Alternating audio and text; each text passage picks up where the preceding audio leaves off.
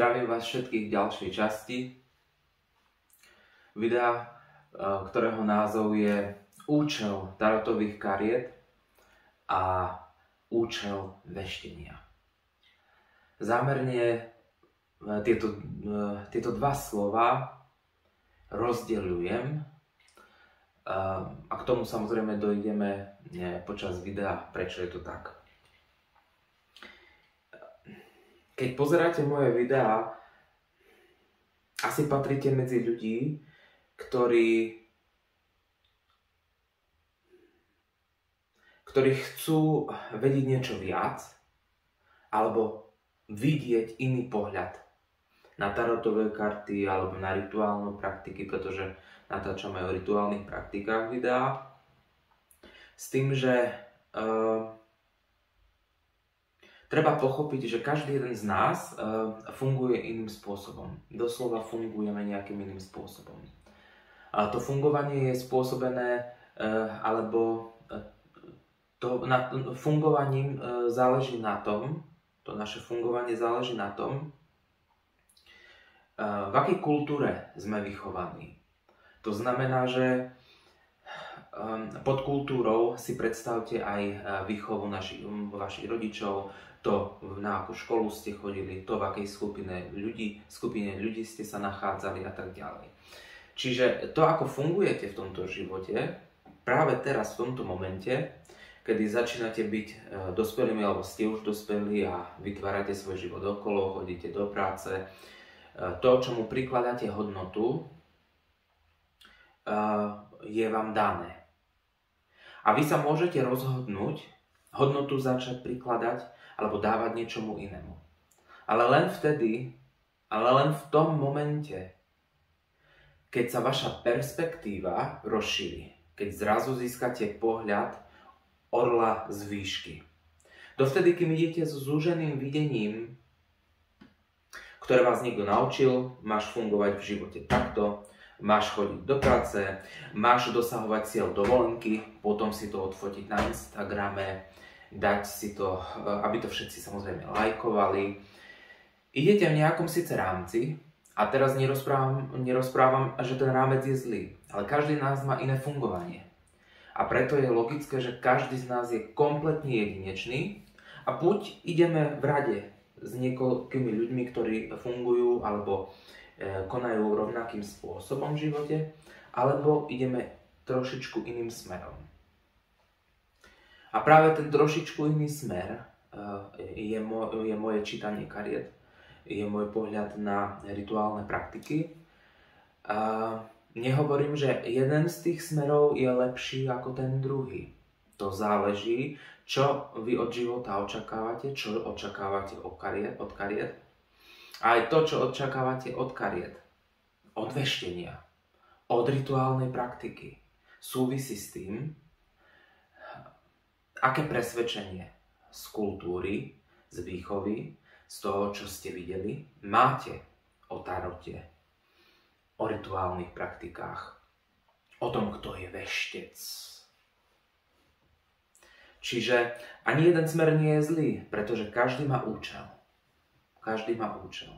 A práve účel tarotových kariet si dnes preberieme a účel veštenia taktiež.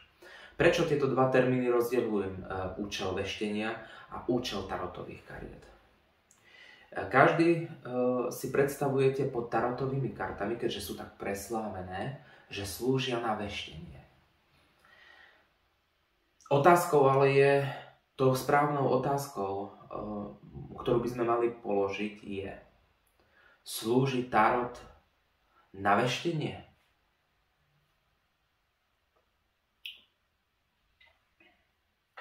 Keď si zoberieme účel tarotových kariet a začneme ho rozkladať, rozoberať a zoberieme si iba 22 kariet veľkých tromfov v súčasnej dobe, ako ich vy poznáte, 22 kariet veľkej arkány, tak pochopíte, že na každej z kariet je ukázaná postava, dej, gesto, teplota, teplo, zima, zvuk, ticho, sociálny status,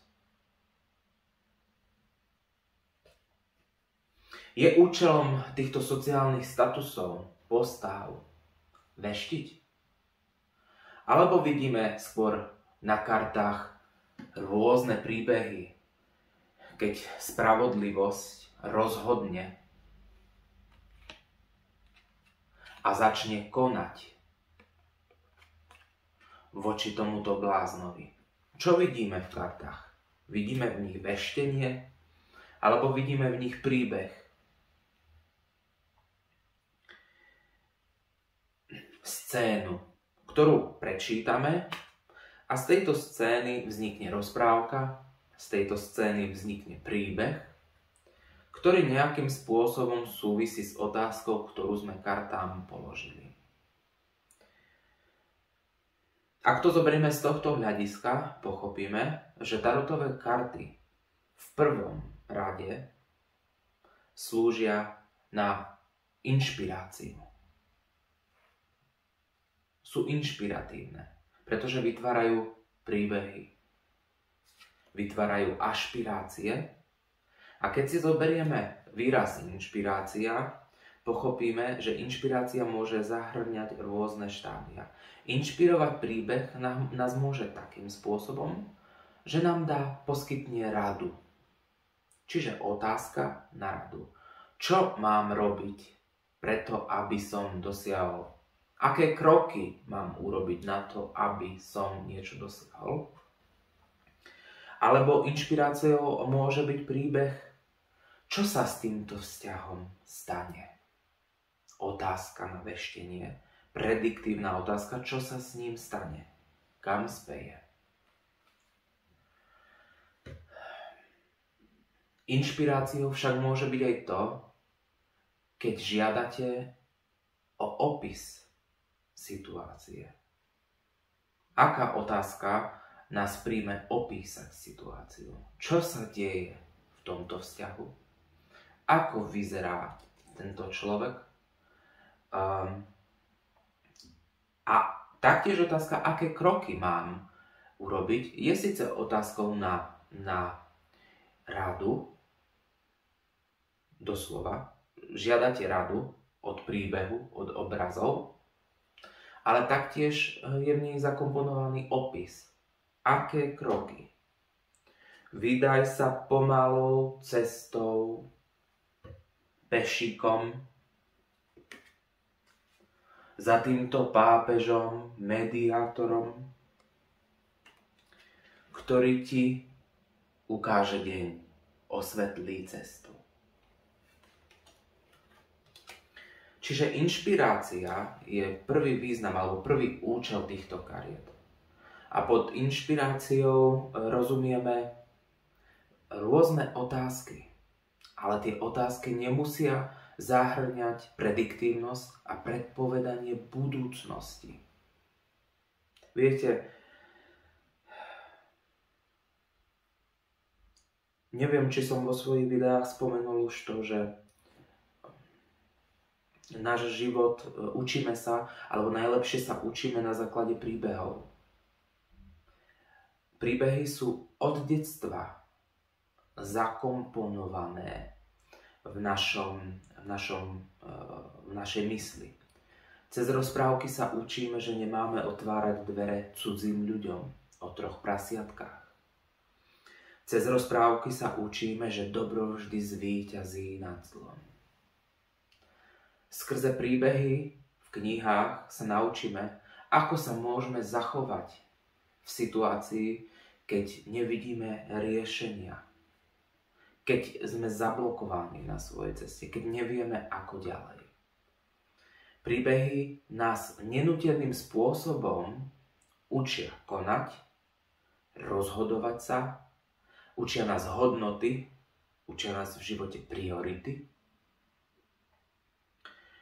a tým nám na našej ceste radia a poskytujú dobrú pôdu na to, aby sme vedeli pri rôznych situáciách reagovať adekvátnym spôsobom alebo sa na rôzne situácie pozrieť z rôznej perspektívy. A karty vytvárajú príbehy. A A tým nám poskytujú rôzne druhy pohľadov, rôzne druhy perspektívy. Pozeráme z výšky a vidíme, ako sa môže niečo vyvíjať, čo môžeme preto urobiť, čo je pre nás lepšie a ktorým smerom sa uberáme. Čiže účelom tarotových kariet je inšpirovať človeka, vidieť veci inak, vedieť, ak urobí toto rozhodnutie, čo ho čaká a tým získať nový pohľad na svoju situáciu. A je veľký rozdiel, čo je účelom veštenia. Účelom veštenia je prasprosto povedané predpovedať budúcnosť. To je celé. Predpovedanie budúcnosti však nie je kompletným obalom tarotu. Jednoducho, tarot je viac ako veštenie, ako nejaké odpovedanie toho, ako vám skončí súd. Ja rozumiem tomu, že častokrát ľudia hľadajú odpoveď práve na takúto otázku, ale nie vždy. A to si môžeme hneď rozobrať logické zdôvodnenie toho, prečo je to tak, prečo to tvrdím. Svoje služby ponúkam dvoma štýlmi. Niekto si môže u mňa objednať hovor na čistú jednu otázku, na ktorú ja odpovedám, alebo mám hodinové sedenie, kde si sám zistím kontext, prečo ten človek za mnou prišiel, čo ho trápi. Následne potom môžeme nejak komunikovať, aby sme dali ďalšie špecifické otázky na to, aby on našiel alebo ona našla riešenie situácie. Častokrát sa však stretávam pri objednaní jednej otázky s takýmto typom otázok. Budem v živote šťastná? Alebo budem v živote šťastný? Je to otázka na budúcnosť? Je to otázka na konkrétnu situáciu? Je to otázka na konkrétne emocionálne štádium toho človeka? Čo je tou otázkou, čo sa pýta? Pri takýchto položených otázkach, keď má klient objednanú jednu otázku, je logické, že potrebujete buď kontext, alebo potrebujete ani nie tak kontext, aby som vás nezavádzal, skôr ako špecifickú otázku. Je otázka budem šťastný špecifická? Doslova špecifická otázka je to? Pretože keď rozoberieme slovo šťastie, máme pocit, že sa niekde vo svete dá toto slovo chytiť, zažiť, možno doslova kúpiť. Pravdou však je, že šťastie je urobené podstatné meno z niečoho priebehového alebo z nejakej emócie. A to nazývame nominalizačný výraz. Je to nominalizačný výraz. A to nám dáva pocit, že niekde vo svete to šťastie existuje, dá sa uchopiť a dá sa chytiť.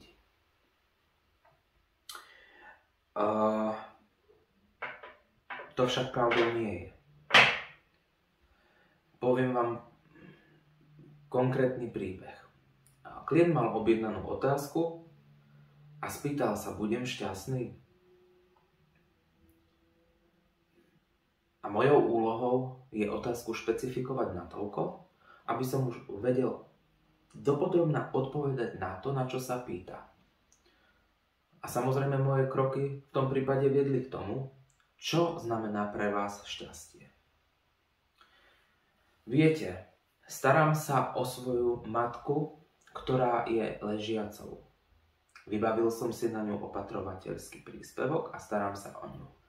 A jej chovanie je neprimerané, agresívne a ja sa trápim.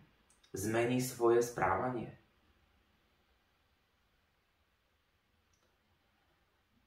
Nakoľko sa otázka budem šťastný zmenila, nechám na vás. Ale dalo by sa povedať,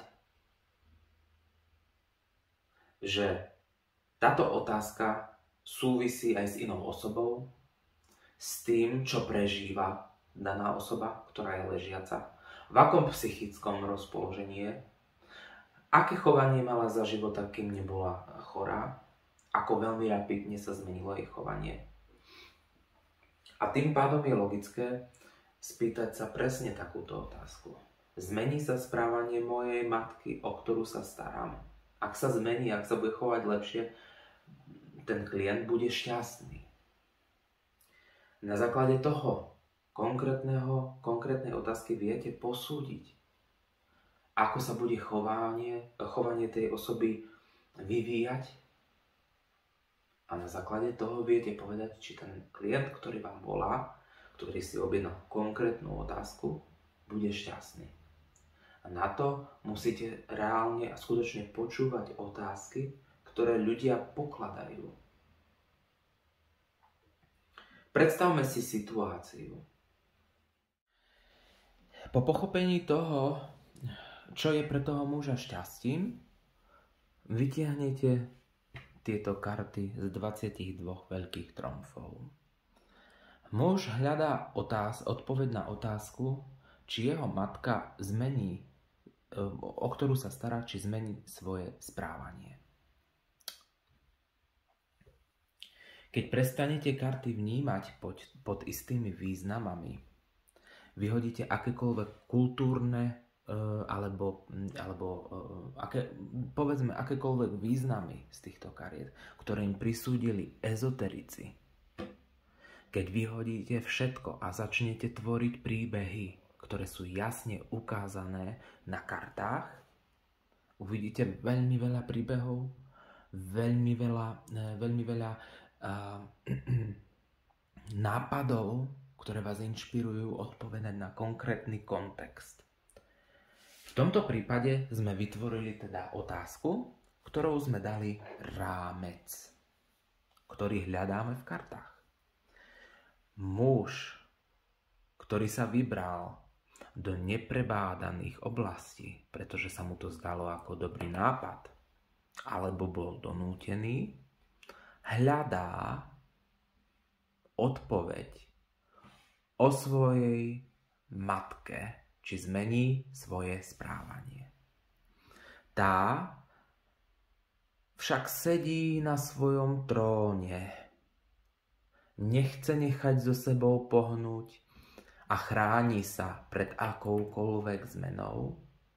A to týchto dvoch ľudí zviazuje a drží nad nimi nepríjemnú, temnú kontrolu. A vytvoril som príbeh, ktorý tomuto mužovi vtedy odpovedal na jeho otázku. Čiže aká je odpoveď? Muž, ktorý hľadá zmenu u svojej matky, ju nenájde. Dá sa predpokladať podľa kariet, že matka sa bude svojim chovaním snažiť držať akúkoľvek kontrolu a to bude túto situáciu zhoršovať. V situácii nebudeme mať dostatok videnia, bude tu prevládať temnota a títo dvaja ľudia budú k sebe pripútaní nezdravým spôsobom.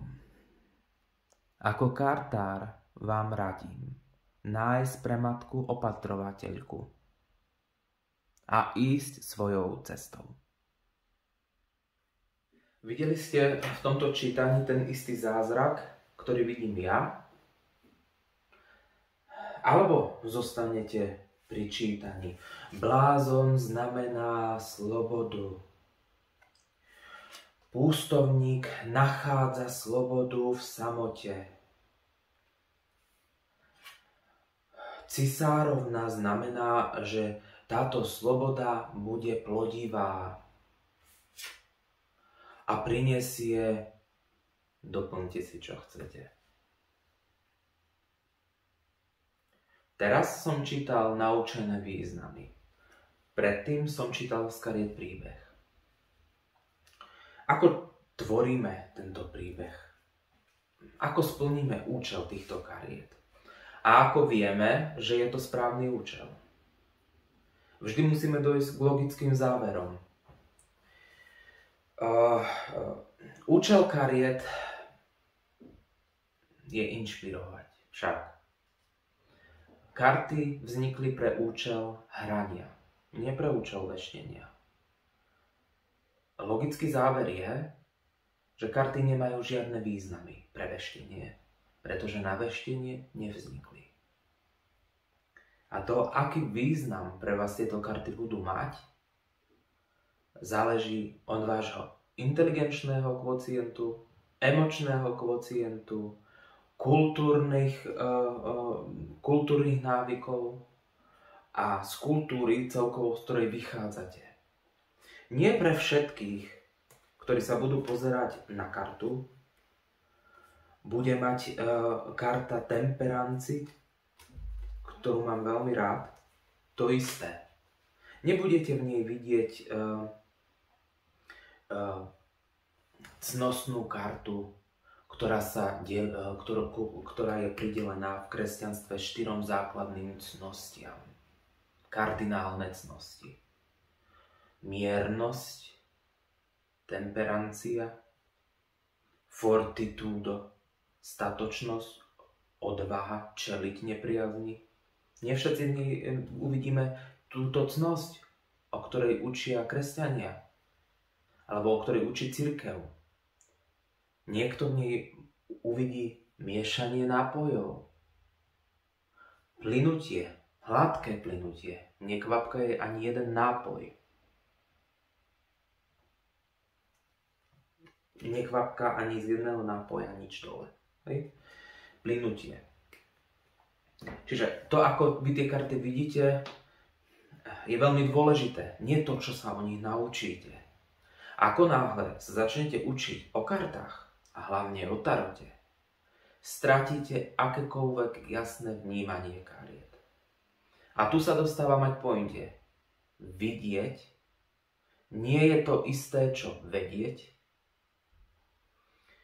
Vidieť nie je to isté, čo pozerať.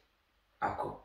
Pozerám sa na kartu, ale vidieť reálne tú kartu, čisto, tak ako vyzerá v tejto scéne, nie je to isté. Čiže akékoľvek významy, ktoré im predelili akýkoľvek ľudia, akýkoľvek ezoterici, ktokoľvek jednoducho, nebude vašim pohľadom, nebude vytvárať váš vlastný pohľad na danú vec.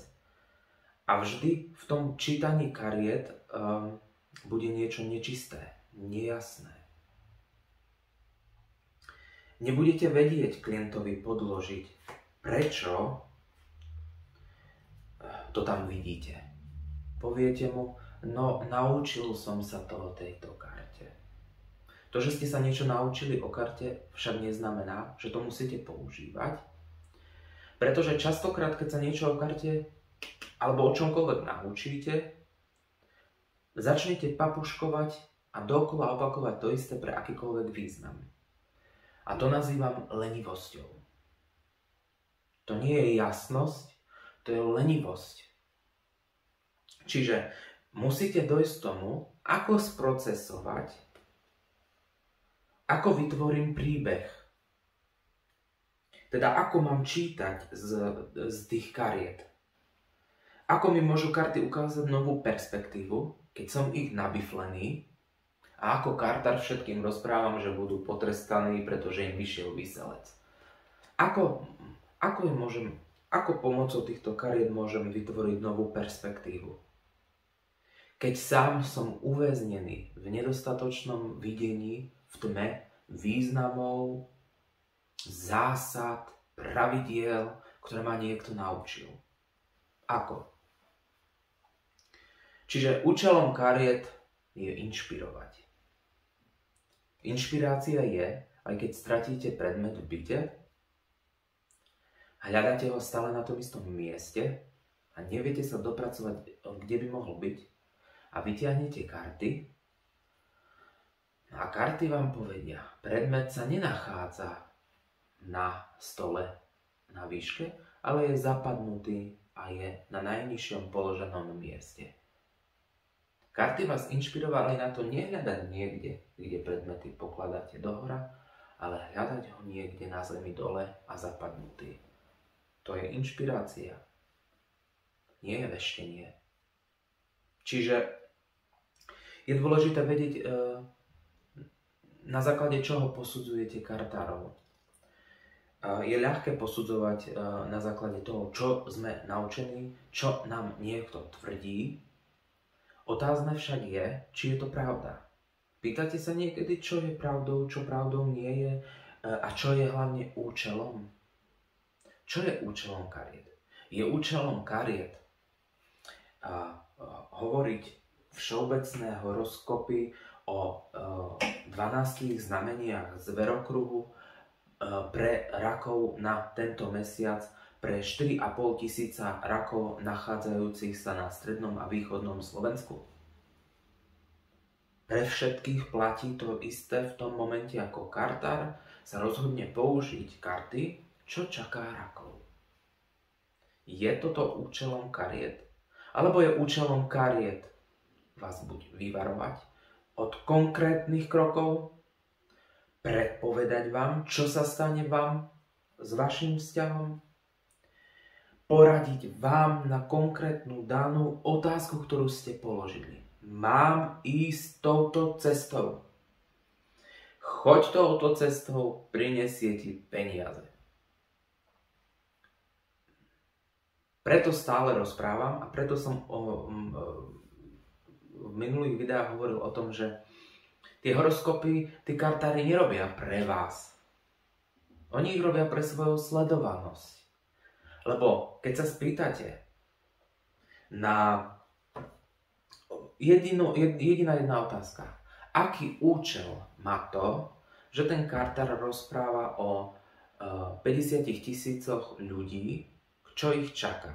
Pretože on keď rozpráva o rakoch, o bíkoch, o škorpiónoch, hovorí o vás všetkých, ktorí ste škorpiónmi, ktorí ste bíkmi. Platí to isté, čo zhrnul do 20 vied pre vás všetkých? Asi nie. Čiže čo je účelom? Účelom horoskopu s kartami, ktorý urobíte, je povedať všeobecné veci pre všeobecných škorpiónov, ktorí reálne asi nechcú vo svojom živote urobiť zmeny, lebo sa nechcú dozvedieť úplne, aké kroky majú robiť. Ale keďže v tom horoskope vyšlo, že sa môžu tešiť na novú lásku, tak polovica z nich si sadne, no, ďakujem. Počkam na tú lásku. Budú mať nádej. Môže im horoskop pomôcť byť pozitívne naladený na nadchádzajúci mesiac. Fér? Fér. Ale to je tak všetko. Ja sa s kartami snažím nájsť vyšší účel, hĺbší účel. Nájsť konkrétnu odpoveď na konkrétnu otázku pre konkrétnu osobu. Pragmatickú odpoveď. Keď uvidím Viselca, Diabla a Cisárovnu, nebudem vám rozprávať o energiách, ktoré teraz na vás pôsobia a môže sa stať, že vás zabrzdia vo vašom vývoji. Viete, musíte rátať s tým, čo od výkladu ako klienti, ako prichádzajúci, očakávate. Z mojich skúseností viem, že klienti prichádzajú na výklad nie preto, že chcú počuť pravdu, ale preto, že chcú počuť to, čo očakávajú, čo si prajú. V tom momente, ako nedostali odpoveď, pre ktorú prišli, ktorú chcú, ktorú túžobne si prajú, vysadzujú akýkoľvek výklad, akékoľvek slova a aj tak idú po svojom. Čo je samozrejme fér, pretože každý z vás má slobodnú vôľu. Ale pýtajte sa sami seba, na čo potom má slúžiť ten kartár? A nechcem sa dostať k významu alebo k slovu veštec, pretože opäť kultúrne ho hneď zadelíte k niekomu jasnovidnému, k niekomu, kto vidí, niekto, kto sa prezentuje tým, že je jasnovidec a potom aj tak ťahá karty nakoniec. Takže prečo chodíte, alebo prečo idete k tým kartárom? Preto, aby ste sa dozvedeli pravdu, objektívnu, ktorú vám on chce zhrnúť a odpovedať pragmaticky na otázku, alebo idete ku kartárom len tak, ako keby ste čítali horoskop. Joj, na toto sa môžem tešiť. A už nech to je, ako to je. Dúfam, že mi povie, že ma tá osoba miluje. Nie, nemiluje ťa. Ja v srdci verím, že ma miluje. To nebol správny výklad. Garantujem vám, že viac ako polovica ľudí prichádza na výklad preto, aby im kartár sprostredkoval to, čo chcú oni počuť. Nech to znie akokoľvek, z mojich skúseností, čo som videl pri osobných sedeniach a následne ako sa tí ľudia zachovali, to posudzujem takto. Čiže treba aj vy sami, keď či už prichádzate a chcete si vykladať sami karty, alebo prichádzate ku kartárovi, mali by ste kartára voliť podľa toho, či chcete vedieť pravdu, či chcete vedieť všeobecný horoskop, ktorý vás môže potešiť a máte sa na čo tešiť bez toho, že by ste urobili nejaké kroky, alebo bez toho, že by ste urobili bez toho, že by ste sa dozvedeli konkrétnu reálnu pravdu. Dá to zmysel.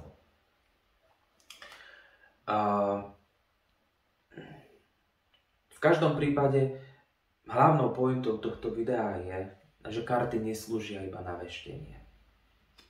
A keby som vám to chcel zdôvodniť iným logickým spôsobom, nemusíte všetci vedieť o archetypoch z psychologického hľadiska, o ktorých Jung tvrdil, že existujú nejaké opakujúce sa motívy v rozprávkach, v mýtoch, ktoré máme niekde kolektívne všetci vtlačené v hlave, vďaka rozprávkam, vďaka príbehom. Každý poznáme postavu smrti. My nemusíme vedieť, nikto nás nemusí naučiť. Toto je moje logické tvrdenie, prečo sa karty nemáte učiť a bifliť. Ale máte otvoriť širokú perspektívu a skutočne sa pozrieť na obraz, ktorý vidíte. Vy nevykladáte kľúčové slova. Vy vykladáte na otázku a vykladáte karty. Keď vykladáte karty, musíte sa pozerať na obrazy. Čiže existuje logické zdôvodnenie toho je, napríklad, a nemusí to byť pravdou, že existujú všeobecné motívy, ktoré sú nasadené v našom kolektívnom vedomí a kolektívnom podvedomí, ktoré Jung opísal ako základné archetypy, motívy, ktoré sa opakujú v histórii ľudstva. Všetci poznáme, kto je zubatá. Všetci poznáme, kto je cisárovna. Všetci vieme, kto je cisár, kto je kráľ, cisárovna, kráľovna. Všetci vieme, niekde v hĺbke svojej duše, v hĺbke svojej mysli, čo prezentujú títo ľudia. Čo prezentuje blázon, ktorý sa vydal na vandrovku a nemá nič, okrem tohto malého batôšteku tu. Nič. A pozerá niekde a ide tam, čo ho práve zaujalo. Všetci poznáme príbeh o putujúcom, ktorý so sebou zobral iba plášť a lampáš a vydal sa na pomalú cestu, pretože už je starý a vie, že čas sa kráti, vie, aký je čas dôležitý a preto sa nesústredí na veci, ktoré sú klišé. Všetci poznáme jazdcov z mytológie, ktorí sa prezentovali víťazoslávne a pochodovali na svojich koňoch a na svojom voze. Tým chcem povedať, že logickým zdôvodnením toho, prečo vieme čítať karty, nie je intuícia, nie je jasnovidnosť, nie je nejaká mysteriózna pravda, ale to, že príbehy počúvame od detstva a pokiaľ máme v hlave kapacitu, vieme ich konštruovať. Obyčajným pozeraním sa.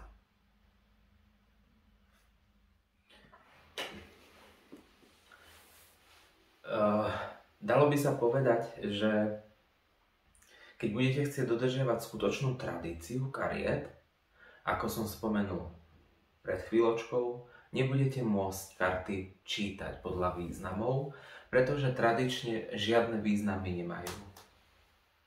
Pretože pre veštenie ani nevznikli. Čo hľadajú ľudia? Čo hľadáte, keď nie ste šťastní? Hľadáte odpovede na vaše otázky, ktoré vás k šťastiu dovedú, k tomuto nominalizačnému výrazu? Alebo hľadáte veci, ktoré vaše okolnosti zmenia? Keď chceme vo svojom živote veci meniť, nemôžeme ísť v rovnakých vyšľapaných chodníkoch ako doteraz. Chceme zmenu. A zmena so sebou nesie zahodiť všetky naučené vzory, snažiť sa nazerať na svoju situáciu, na seba, na svoj život z novej perspektívy, aby som vedel urobiť konkrétne kroky, nové kroky, ktoré mi zabezpečia nový život. A preto každý jeden z vás, ktorý sa venujete kartám, alebo chcete niečo od kartárov, alebo chcete čítať karty, alebo len prichádzate ku kartárom, chcete vidieť veci z novej perspektívy. Aspoň po väčšine sa tak klamete. Kartár, ktorý hovorí, že vidí veci v kartách a potom následne vyloží karty a číta naučené významy, veci v kartách nevidí. Je nabiflený. Človek, ktorý hľadá odpovede v kartách a chce zmeniť svoj život alebo chce pochopiť okolnosti a v konečnom dôsledku zistíte, že on chce len počuť svoje, to, po čom túži, sa klame taktiež. Na to, aby nás teda karty inšpirovali a neboli len nejakým prasprostým vešteckým nástrojom, o ktorom všetci rozprávajú, potrebujeme na nich pozerať inak.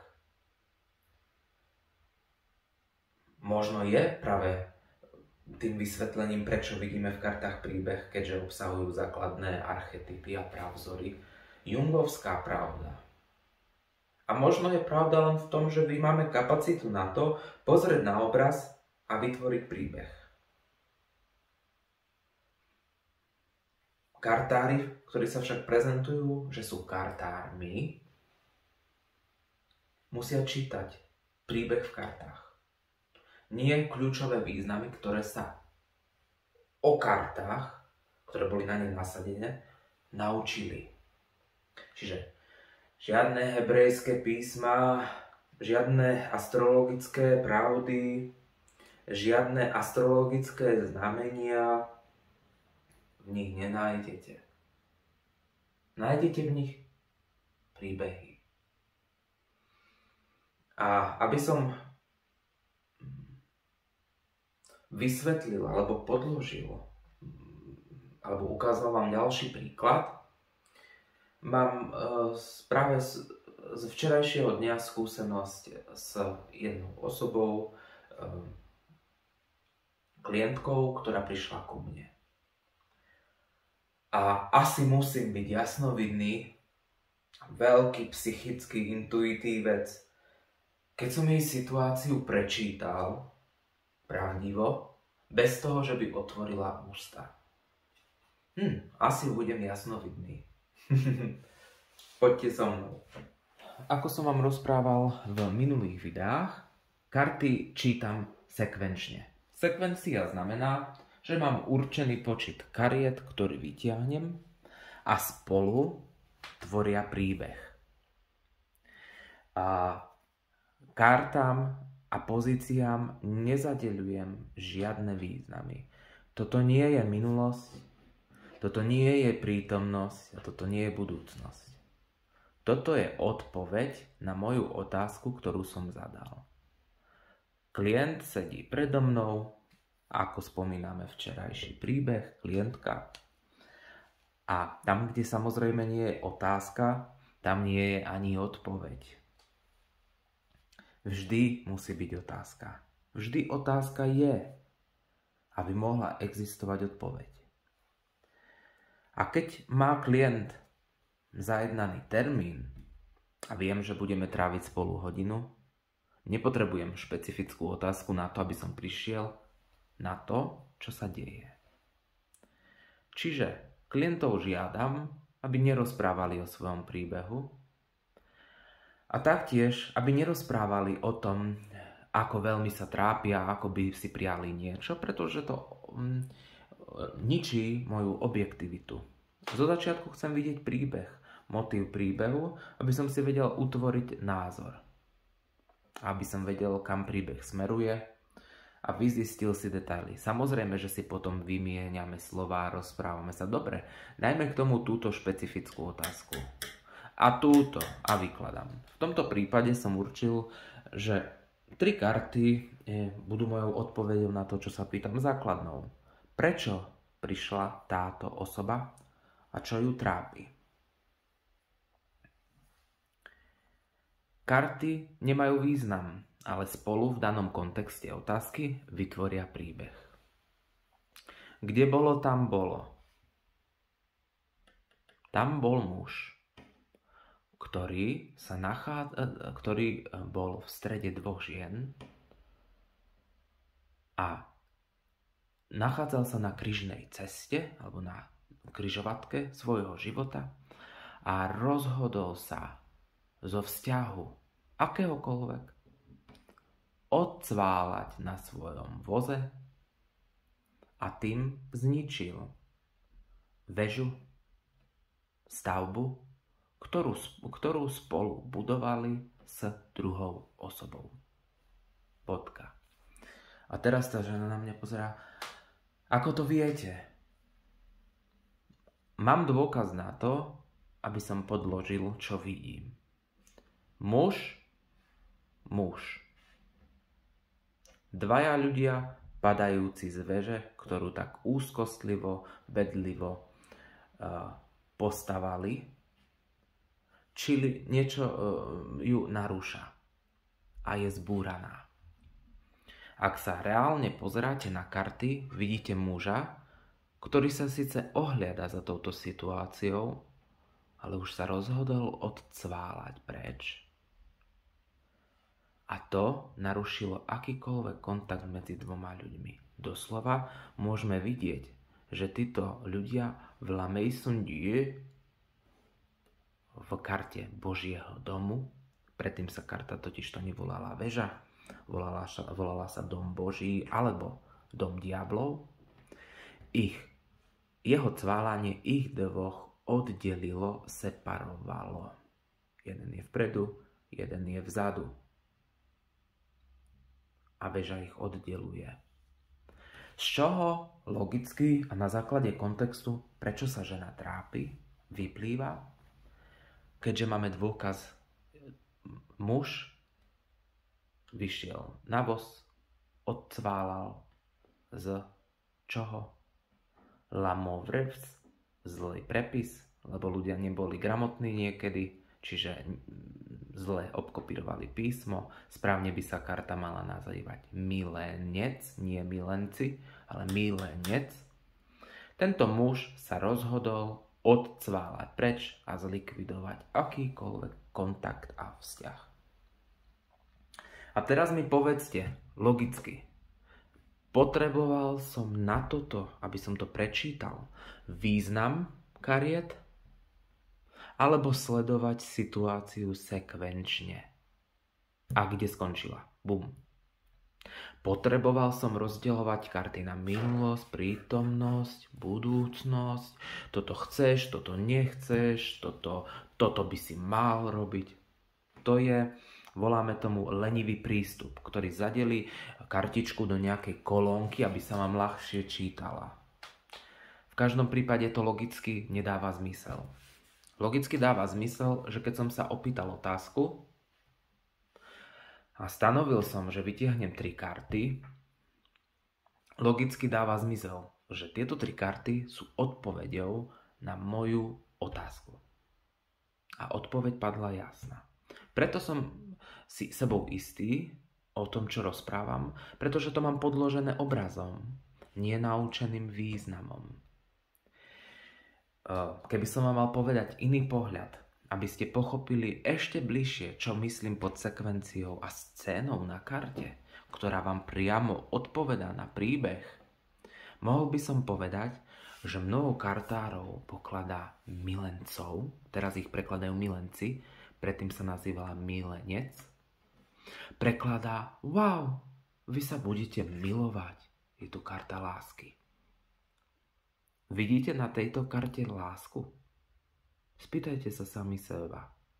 Muž, ktorý sa dotýka svojou rukou tejto ženy a ona jeho srdca, sa svojou pozornosťou zameriava na inú ženu a stojí rozkročmo s každou nohou na jeden smer, doslova v nerozhodnej pozícii, ktorá hovorí o tom, neviem si vybrať, medzi čím sa mám rozhodnúť. A Amorov šíp strieľa doňho a my reálne nevieme, či bude rešpektovať tento Amorov šíp a rozhodne sa ísť za cestou svojho srdca, alebo po ceste svojho rozumu. Ja tu lásku nevidím. Láska by mala byť nezištná. Láska by mala rozprávať o súkromí 2 ľudí. Láska by mala rozprávať o tom, že obidvaja alebo dvaja vo vzťahu sa prijímajú úplne nahý. V metaforickom význame, dobre? Nahý, až na kosť. Prijímajú sa takí, akí sú. Vyzerá táto scéna ako, napriek tomu, že sa nazýva milenec, vyzerá táto scéna ako scéna plná lásky? Alebo zištnosti a vyberám si podľa svojho rozumu alebo podľa svojho srdca a som na ráz cestí. Čo viac vám pripomína táto karta? A teraz sa pozrite na inú kartu. Keď si ukážeme napríklad kartu túto z 22 kromfov pôvodných marseilských, čo vidíte na tejto karte? Hovoríme, že čítame príbehy, však keď máme čítať príbehy, ktoré majú mať význam v danej otázke, musíme prečítať príbeh. A scénu na karte. Vidím slnko, hrejivosť, teplo, leto. Slnko je úplne hore, v strede karty. Vidím obed, 12 hodín. Vidím 2 ľudí, ktorí sú pred sebou úplne nahý. A sú iba 2, majú sa k sebe blízko, možno táto osoba ukazuje tejto smer, alebo sa jednoducho prijímajú takí, akí sú. Táto osoba je zjavne iná a táto je tiež iná. Táto má ináč položený hrudník. Môže to byť žena? Nemusí. Nachádzajú sa za múrom, čo môže vypovedať o tom, že svet za nimi nie je dôležitý. Svet tam vonku neexistuje. Prijímame svoju blízkosť. Pozeráme na seba nahý taký, aký sme. Ktorá z kariet vám pripomína viac lásku?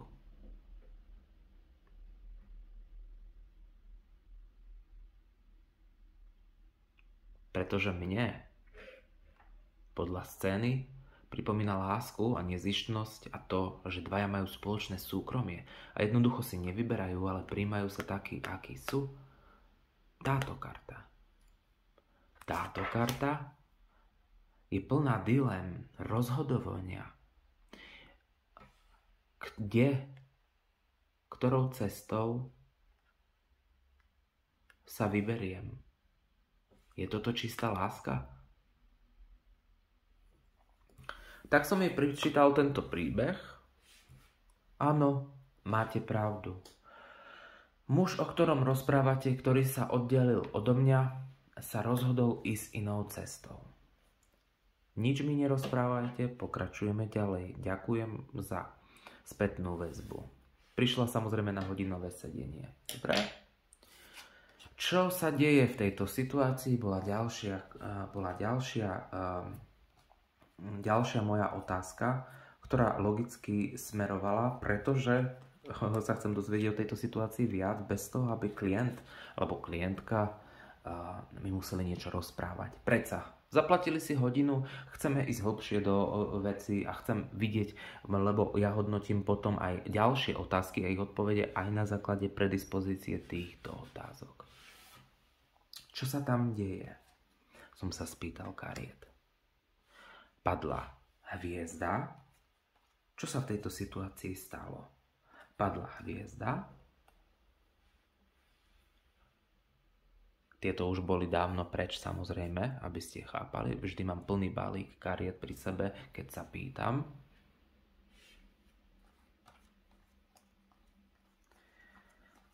A keďže som čítal zľava doprava, čo nie je vždy pravidlom, pretože niekedy nás karty popudzujú čítať rôznymi smermi. Dobre? Predsa len čítate scénu, takže scénu by ste mali rešpektovať. Čo sa tam stalo? Čo sa medzi nimi deje? Vyšiel vozataj, alebo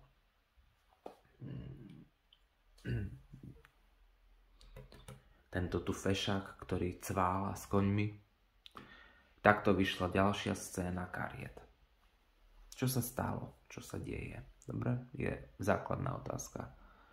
Žena sa snaží dávať tomuto mužovi všetku svoju emocionalitu.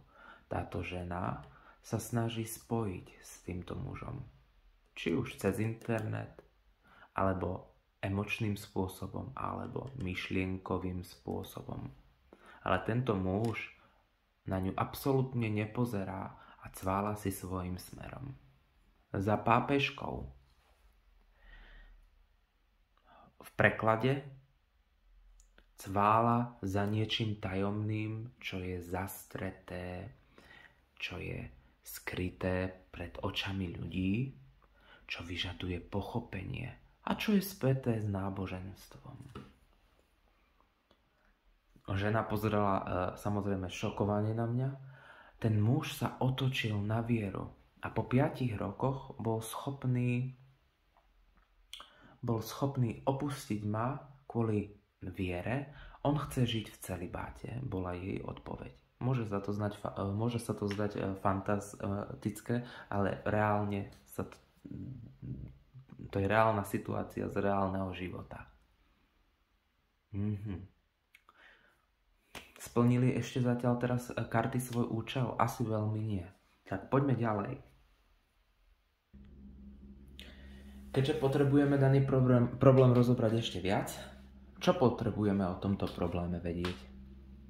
Čo je odporúčané v danej situácii robiť tejto klientke? Podotýkam, stále som nevedel, koľko čakala, ako dlho, ale vedel som jednu vec. Tieto pohľady doľava, o niečom vypovedajú a vypovedajú o tom, že to netrvá prvý mesiac.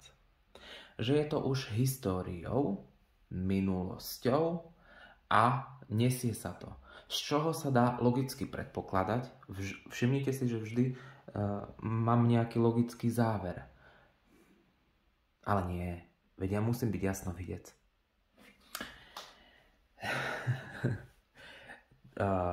z čoho sa dá logicky predpokladať, že toto je situácia, ktorá netrvá prvý mesiac, ani 2, ani 3. A dokonca ani 4.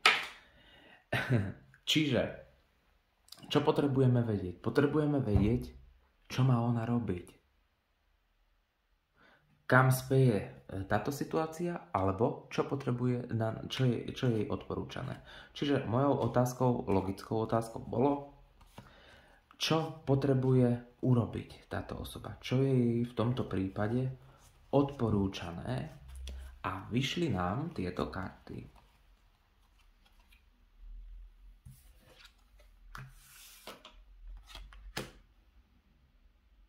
Diabol.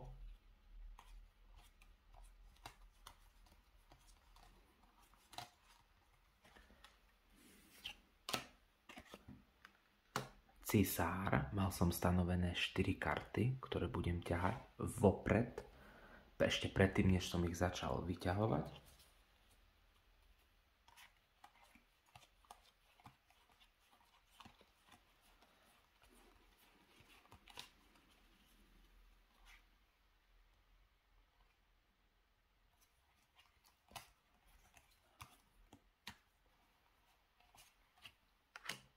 A táto sa opäť vrátila.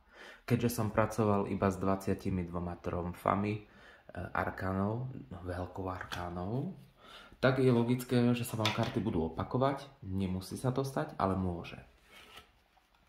Čo je odporúčané tejto žene robiť v tejto situácii?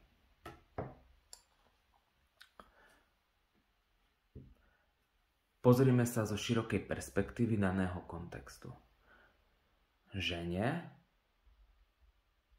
muž v chorom vzťahu alebo v nepriaznivom vzťahu, čo je odporúčané robiť. A začnem čítať príbeh. Kde bolo, tam bolo.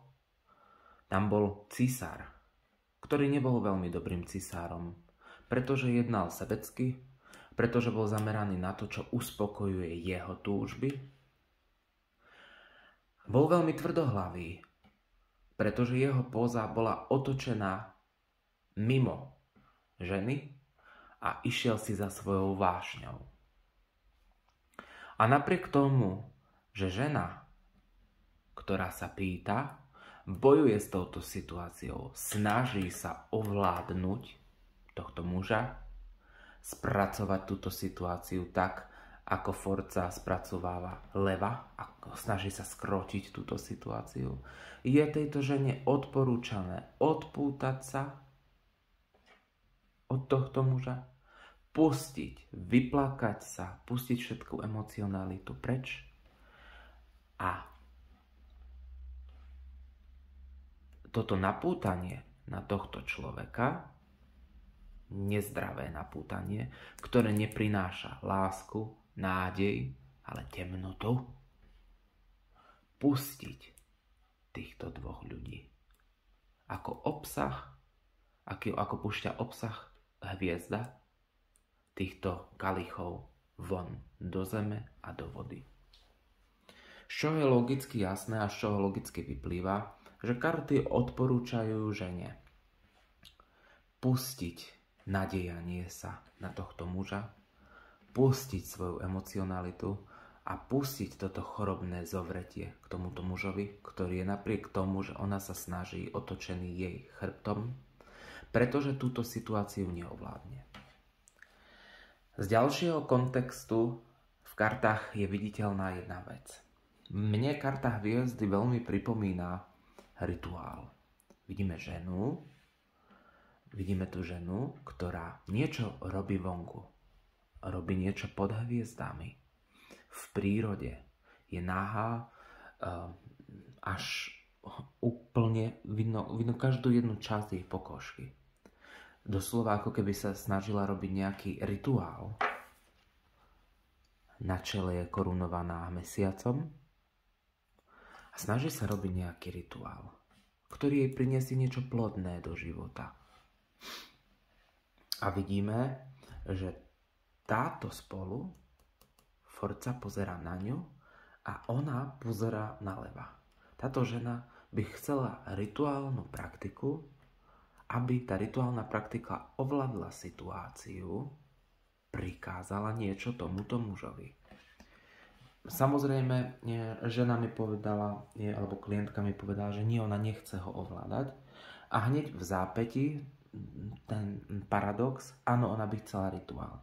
Čiže odpovedala si sama, že by chcela, áno, ovládnuť túto situáciu, pretože rituál na získanie muža by značil, že ho nejakým spôsobom zdominujeme a ovládneme a pôjdeme proti jeho rozhodnutiu. Keďže jej karty ukazujú, že jej odporúčajú pustiť tento vzťah preč, byť úprimná pred sebou, že niečo nie je v poriadku a že tento muž napriek všetkým jej snaženiam je otočený jej chrbtom, mala by výjsť s kartami na stôl a priznať si, že nedosiahne v tejto situácii to, čo by chcela. A teraz sa vás spýtam, splnili karty svoj účel?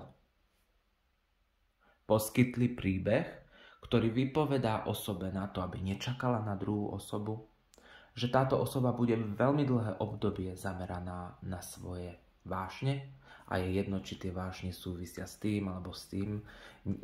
Nepotrebujeme názov tých vášní. Potrebujeme vedieť, že ten muž sa jej otočil chrbtom. A akékoľvek snaženie, ktoré ona pustí do éteru, sa premení na štít pod jeho zadkom, ktorý nežije, tak ako žije tento lev. Stane sa iba obyčajným heraldickým symbolom, do ktorého si on kopne. Stále čítam príbeh. Ja nepotrebujem vedieť, čo znamená diabol. Ja nepotrebujem vedieť, čo znamená cisár. Ja nepotrebujem vedieť kľúčové významy Laforci. Áno, dajte do toho silu a všetko sa splní. Ja potrebujem vedieť, kto kam pozerá, čo sa na scéne deje, čo zaujalo jeho pozornosť, čo robí žena, z čoho vyplynulo aj to v podkontexte, že by chcela rituál. V konečnom dôsledku sa aj priznala, že už jeden dávala robiť dokonca, kde jej bolo prislúbené, že do 3 týždňov sa jej osoba vráti. A po 3/4 roku sa napriek tomu nič nestalo. Takže pýtam sa vás, splnili karty svoj účel? Ja som presvedčený, ako osoba, ktorá robila výklad týchto kariet alebo čítanie tohto príbehu, áno, splnili. Povedali osobe, čo sa v jej živote deje, čo môže očakávať od tohto muža a akým smerom sa to má tendenciu uberať.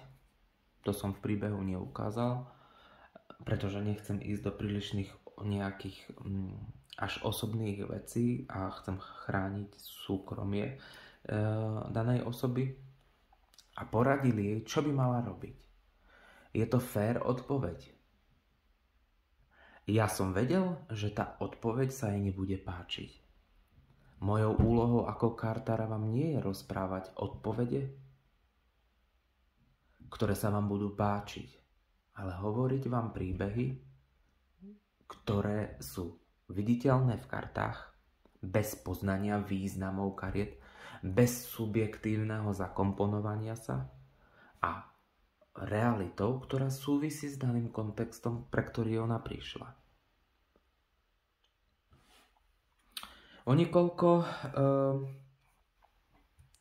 dalo by sa povedať, hodín, napriek tomu, že jej bolo odporúčané skôr vzdať sa tohto a možno prejsť tým vďaka hypnoterapii, pretože bola veľmi depresívna,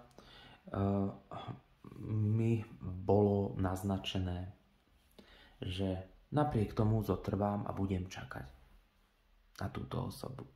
Takže Preto som v tomto videu rozprával o tom, čo skutočne od kartárov aj vy, ktorí si dáte vykladať karty, očakávate.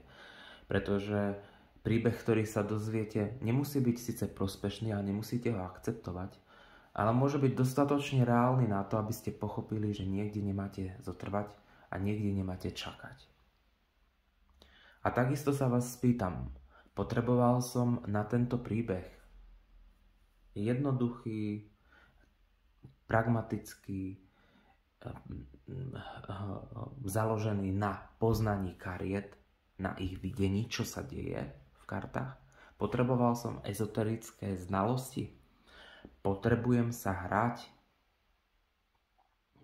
na to, že som jasnovidný. Potrebujem okolo seba vytvoriť mysterióznu hmlu, o ktorej si všetci budú myslieť. To je jasnovidec. Asi som, keď som videl situáciu napriek tomu, že mi nebolo povedané nič. Čiže utvorte si názor o tomto tu sami. Potrebujete kartárov zadeliť na nejaké miesto? Potrebujete sa ako kartári zadeliť na miesto, že ste jasnovidní? Potrebujete sa niekde kultúrne priradiť? A ak áno, z akého dôvodu? Je to kultúrne priradenie, rámec, do ktorého sa vkladáte, vašou reklamou, alebo si uvedomíte aj druhú stranu mince, že častokrát nás naše zadelenia, rámce, do ktorých sa dávame, do ktorých dávame veštenie, do ktorých zadelujeme ľudí ako jasnovidcov, dokážeme si uvedomiť aj to, že môžu byť veľmi neprospešné a môžu naše samotné vnímanie kariet kompletne ovplyvniť negatívnym spôsobom. Pretože akékoľvek zadelenie, som veštec, som kartár, ja vidím, nás obmedzuje do nejakého rámca, z ktorého potom nevieme výjsť. Môžeme reálne klientovi priniesť do života zmenu, môžete si reálne do svojho života priniesť zmenu, pokiaľ zotrvávate vehementne v nejakej konkrétnej situácii, o ktorej viete, že už nie je prospešná a napriek tomu ju dookola robíte, alebo chcete reálnu inšpiráciu od kariet, príbeh, ktorý v nich vznikne, ktorý síce nie je mysteriózny, ale je logicky podložený obrazmi a speje to odtiaľ tu alebo odtiaľ tu a vytvorí to na danú otázku túto záležitosť. Vytvorí to tento záver, vytvorí to túto odpoveď.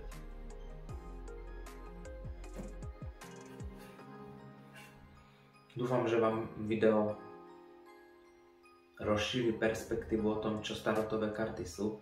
Častokrát čítam z 22 tromfov, pretože 22 tromfov stačí kompletne na to, aby sme poňali akúkoľvek situáciu, akýkoľvek príbeh a vedeli odpovedať na akúkoľvek otázku. Prajem vám ničím nerušené krásne dni.